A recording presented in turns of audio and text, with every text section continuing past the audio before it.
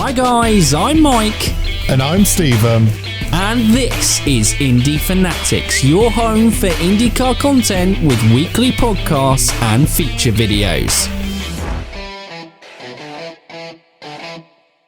Welcome back to the channel and to another feature video. Last time out we looked at the man who helped save the Indy 500, Wilbur Shaw. So if you haven't already, check that one out. Don't forget, if there's a driver, team or topic you'd like us to look at in the future, comment below. But today, to continue our Indy 500 coverage, we are going to be looking at the 35 drivers competing for a place in this year's 105th run-in of the race. So let's jump straight into it. Absolutely. So looking at the teams, let's start off with the A's, and with a famous name in the history of the sport, Foyt Racing. The team will have 2 full-time entries, and their best chance of success will be the experienced French driver Sébastien Bourdais. His first entry in the event was back in 2005 with Newman Haas Racing, where he would finish 12th. His last entry was in 2019, where he was involved in a crash and classified P30. Other notable moments are the 2017 Indy 500, where he had a big crash in qualifying for the event, suffering multiple fractures that saw him miss out a large part of the rest of the season, which was a real shame as he was looking lightning quick in qualifying. Dalton Kellett is the other full-time entry for Foyt. He was a rookie at last year's race and crashed on lap 84, classifying him 31st in the race. He'll be hoping to create a notable moment at this year's race, though could be one of the drivers endangered of being bumped. Charlie Kimball is the third entry for the team, and this will be his second race of the 2021 season, as he is also entered in this weekend's Indy GP. His first entry was in 2011 with Chip Ganassi, finishing 13th overall. His last race he finished 18th for Foyt, and his notable moment at the 500 has to be a third place finish in 2015 with Chip Ganassi. The fourth and final entry sees JR Hildebrand return for another shot at the 500 in a one-off entry. He will drive the number 1 car for the team and has always looked for redemption at the 500 after leading comfortably on the last lap and losing it out of turn 4 10 years ago on his debut in 2011. Next up is the team close to my heart, Arrow McLaren SP, and Pato! He is one of 2 full-time entries for the team. Pato's first race was actually last year's Indy 500, where he finished an impressive 6th and won Rookie of the Year for the 104th run-in of the race. He actually could have been in the 2019 500, but he did not make it through bump day when racing for Carlin. Pato is definitely one to look out for this year's race. His teammate Felix Rosenfist is the other full-time entry for Arrow McLaren. His first event was in 2019 for Chip Ganassi. He was classified P28 after being involved in the Bourdais crash. Last year he secured a P12 with Ganassi, but after a slow start to the season, will certainly be looking for a big result here. The third and final entry for Arrow McLaren Schmidt-Peterson is the 2-time Indy 500 winner, who won Pablo Montoya, and his first win came on his 500 debut in 2000, securing the win for Chip Ganassi Racing. His last race was in 2017 with Team Penske, where he finished 6th. The other notable moment would of course be his second 500 crown, which he secured with Penske in 2015. Strong drivers for the team, and expect at least one of these drivers to be challenging up front. Now sticking with the A's, and the team with the most entries in this year's race is Andretti Autosport. They will have a total of 6 drivers in the event. Their best shot at victory is with a guy who always runs well there, is Alexander Rossi. His first race was in 2016 when he won the 500 as a rookie. Last year's race summed up Rossi's season when competing at the top. He received a penalty for an incident in the pits with Takuma Sato, which left him fighting from the back before crashing out. His notable moment and closest to a second victory to date was in 2019, where he came second after an exciting last few laps, losing out to eventual winner Simon Pagenaud. Colton Herta has been the star for Andretti this season with a dominant win at St. Pete. His first race was in 2019 for the team, but it would end as soon as it begun with a gearbox failure after 4 laps. Last year he secured a top 10 finish, finishing 8th. His notable moment would come from the 2018 Indy Lights Freedom 100, which he won. So he does have a victory under his belt at the Speedway. Ryan Hunter-Reay is the third driver and second previous winner of the race on Andretti's roster. His first 500 was in 2008 with Rahal Letterman Racing, with an impressive 6th place finish.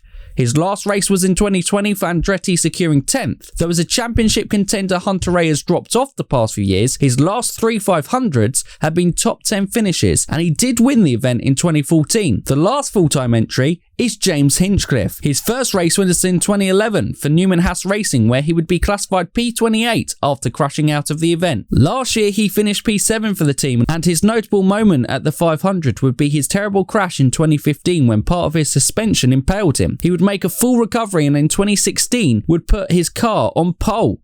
Quite a turnaround of events in 12 months for Hinch. He will be hoping for a good result to kickstart his season after a frustrating start to the year. The first Indy 500 only entry for the team is third generation Andretti Marco. He almost won the race in his rookie 500 in 2006, narrowly missing out in one of the closest finishes in Speedway history to Sam Hornish Jr. Last year he started on pole but faded away to a P13 finish. Notable performance come from 3 other third place finishes in 2008, 2010 and 2014. Will this be the year he can finally lift the Andretti curse with his full focus on the Brickyard? The last and final entry for Andretti is Stefan Wilson. The British-born driver from Sheffield has competed in 2 previous Indy 500s, with the best finish coming in 2018 for Andretti with a P15 finish. He was leading the race at one point near the closing stages, running well before having to pit again, not having enough fuel to make the end of the race. Maybe a surprise driver to watch out for. From one big team at the 500 to another. Chip Ganassi Racing. Now the main hopes will rest in the 6-time series champion and previous winner, Scott Dixon. His first race at the Speedway was in 2003, where he would finish 17th. Last year, he was looking strong for victory, leading the most laps in the race and dominating like he had done for much of the first part of the season. But with Takuma passing him in the latter stages and a late caution, it left Scott to a P2 finish. His notable performance is of course the 2008 victory and his only career 500 win to date. For a man with so much success in the sport, it is a surprise he has only achieved one, but shows just how difficult it is to win the race. Marcus Ericsson is in the number 8 car, is the second full-time entry for Ganassi. His first race was in 2019 with Ara Schmidt-Peterson, finishing 23rd, and last year, after running well and looking on for a top 10 finish, a crash classified him as P32. A solid start to the season, but a strong performance at Indianapolis could really launch his season and career at Chip Ganassi. The final full-time entry is Ganassi new boy Alex Palou. He was a rookie in last year's event with a crash in the second half of the race, bringing a halt to his chances. A strong start to the season, but still finding his feet on ovals, likely to be the lowest out of the Ganassi entries. The last Ganassi entry is the oval-only driver for the number 48 car this season, Tony Kanaan. His debut at the Indy 500 came in 2002 with Monon Racing, where he classified P28, and last year he finished 19th for AJ Foyt. His notable performance came in 2013 with KV Racing Technology, when he finally won the race. At Texas, he looked rapid in practice, but with no qualifying for either of the races, we were unable to see TK's true pace, but definitely has the potential to be competing up at the top of the field, and maybe even a surprise second victory at the Brickyard for one of the fan favourites. We now move on to Carlin, who will field one entry in the form of Max Chilton. His first race was in 2016 for Chip Ganassi, where he finished P15. Last year he finished 17th for Carlin, and his notable performance was in 2017 when he secured 4th. Worthy of note was Max's helmet design last year, which was a stunning tribute to the Borg-Warner Trophy. Expect Max to be near the back and a threat to be bumped. Our first Indy 500 only entry on the list is Dreyer Rainbold Racing, who again will partner with American driver Sage Karam. His first race came in 2014 with the team, with an impressive 9th place finish. Unfortunately, that would be his best result to date, and last year finished 24th for the team. The most notable entry for Sage was at the 2015 500, where he was racing a shared seat season for Ganassi and was showing great pace all through the practice, but a collision with Takuma Sato in the race forced him out and has driven for Dreyer Rainbold ever since. Ed Carpenter Racing will field 3 entries with full-time driver Rinus VeeKay leading the charge. It was his rookie 500 last year and was running well in the top 5 before he slid through his pit stall and hit one of the mechanics, receiving a stop and hold penalty. Expect the more experienced VeeKay to be a dark horse in this year's race. Connor Daly also runs his only oval event for the team, running the 47 car. He had his first 500 back in 2013 with AJ Foyt, where he finished 22nd, and last year unfortunately his race was cut short after losing losing it out of turn 4 and crashing into the inside wall. His most notable performance was in 2019, where he secured his only top 10 finish at the Speedway. That year, running for Andretti Autosport. The last entry, oval-only runner and team owner, Ed Carpenter, will try again in the number 20 car to win the 500. His first race was in 2004 and ended with a crash, and the same thing happened in last year's race. Don't let that fool you though. Ed Carpenter is one of the best drivers on the grid at the Speedway. He has started the race on the front row 5 times, including 3 pole positions. His best finish was in 2018, coming second behind winner Will Power. If Ed gets it together, he can definitely be challenging near the top.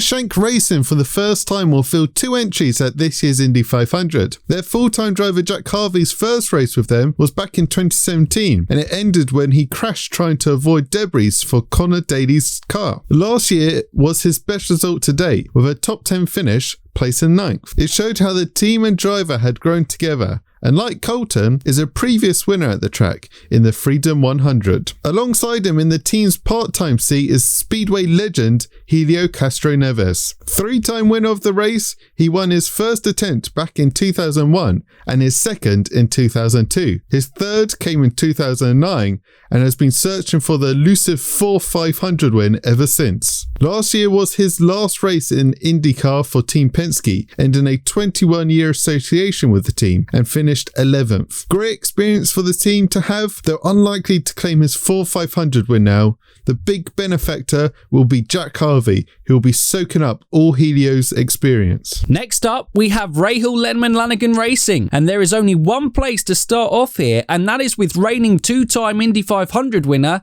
Takuma Sato. His first 500 came with KV Racing technology back in 2010, finishing 20th. But over the years, Sato has got faster and better on the ovals, and he is now always a guy you expect to see running up top. 2017 was the other year where he claimed his first crown, and that was with Andretti. Graham Rahal, son of a previous 500 winner in Bobby Rahal, has looked quick all year and has been there or thereabouts, especially the second race at Texas. He had some lightning pace on the oval. His first race back in 2008 ended with a crash. It seems to be a common theme with drivers' first efforts at the Indy 500, and last year he finished 3rd. He also came 3rd in 2011 with Chip Ganassi, and that has been his best result to date. Could this be the year where everything falls into place for Graham? The final entry for the team in Indy 500 only car is Santino Ferrucci. The driver who left IndyCar for NASCAR's Xfinity Series at the end of last year has always been quick on the ovals.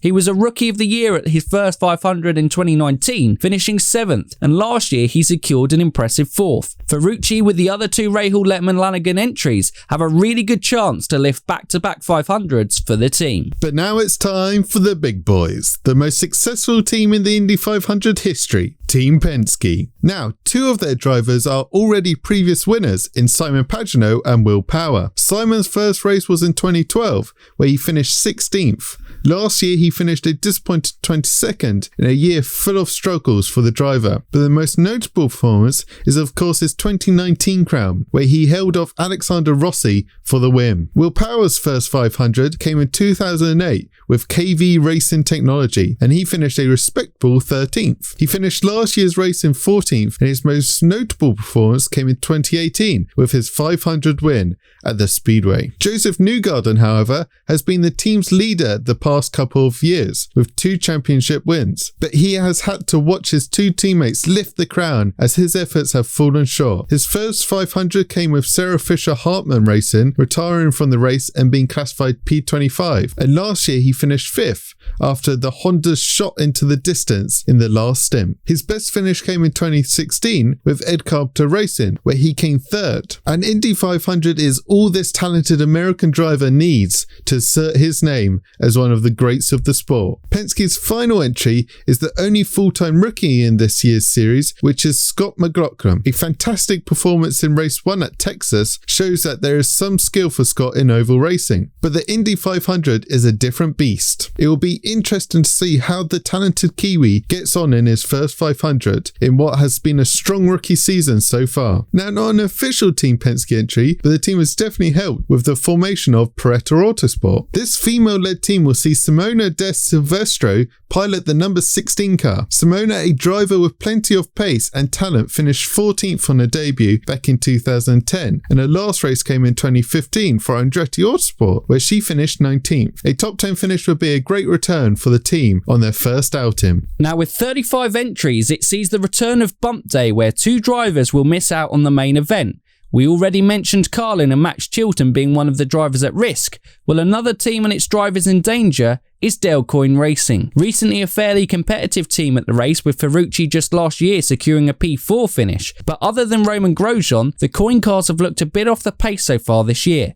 Pietro and Jones were unlucky in race 2 at Texas, being involved in the start crash, and Pietro did reasonably well in race 1 at Texas. But with both the drivers still getting the rust of their Indy racing wheels, they may be too in danger. Ed Jones' first 500 came in 2017 for Foyt and finished 3rd, and arguably should have been Rookie of the Year that year. His last effort in 2019 was a P13 for Ed Carpenter Racing. Having previously shown pace at the circuit, Ed is definitely the team's most likely competitive car. Pietro, who is running the oval only calendar for the 51 Dale Coyne seat, has never raced the 500 before, so he certainly will be hoping to make it through to race day for his first taste of the event. The last team and the last confirmed entry is Top Gun Racing, who will field rookie RC Enerson. Now, with this being the team's first ever 500, they will just be happy to get through to race day, if at all possible. But they may be a team who provides a shock during qualifying, so definitely one to keep a half eye on. But that's it. That is all 35 entrants for this year's Indy 500. Qualifying will be next weekend, with 10 out of 30 locked in on the Saturday, and Sunday will see the bottom 5 drivers fight for the last 3 spots, and the top 9 fight it out for pole position. And then the main event will be on the following weekend on May the 30th. The biggest race of the season is almost here. We hope you've enjoyed this rundown of this year's entries, and don't forget, if there's a driver, team or topic you'd like us to look at in the future, comment down below. And if they're new around here or haven't done so already, they can like, subscribe and ding that bell. Ding it! So for now, you Indy fans, keep racing!